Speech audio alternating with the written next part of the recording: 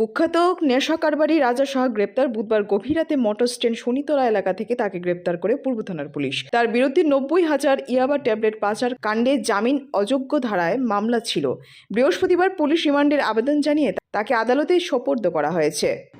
NDPS কেসে একটা most wanted রাজা সাহা, উনি টাউনকতা ওনার বাড়ি।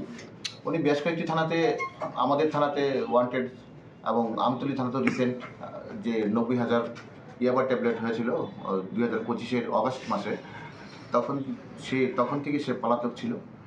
আমরা তার খুঁজছিলাম। ওর এগনিস্টে নন বেলেবল ওয়ারেন্টও জারি হয়েছে, আমার থানাতে ওর এগনিস্টে ওয়ারেন্ট ছিল।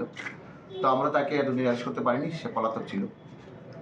গতকালকে গভীর রাতে খবর এসেছিলো তাকে দেখা গেছে।